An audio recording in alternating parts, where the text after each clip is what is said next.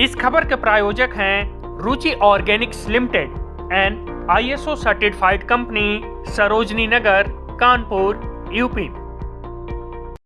बायजूस का कभी डंका बजता था।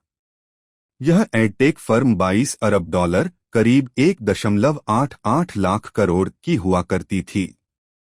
अब इसकी हालत खस्ता है।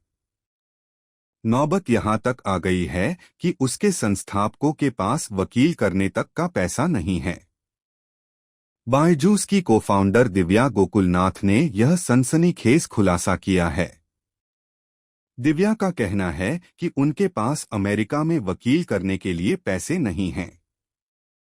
उन्होंने बताया कि वकील $10 लाख मांग रहे हैं।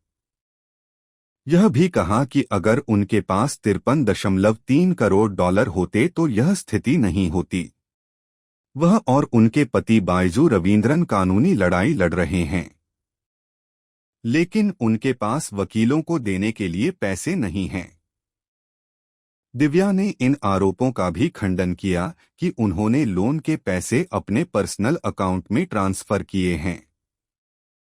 बायजू की को-फाउंडर दिव्या गोकुलनाथ ने कहा है कि उनके पास अमेरिका में कानूनी लड़ाई लड़ने के लिए वकीलों को हायर करने के लिए भी पैसे नहीं हैं। उन्होंने यह भी कहा कि उनके और उनके पति बायजू रवींद्रन पर जो लोन के पैसे को पर्सनल अकाउंट में ट्रांसफर करने के आरोप लग रहे हैं, वे गलत हैं। दिव्या ने न्यूज एजेंसी NNI को दिए इंटरव्यू में यह बात कही। उन्होंने कहा कि वकील अमेरिका की कोर्ट में उनका केस लड़ने के लिए $1 मिलियन फीस मांग रहे हैं।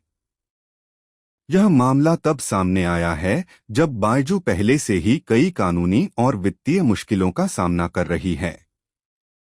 कंपनी पर लोन चुकाने का दबाव है। उसके संस्थापकों की नेटवर्थ शून्य हो चुकी है।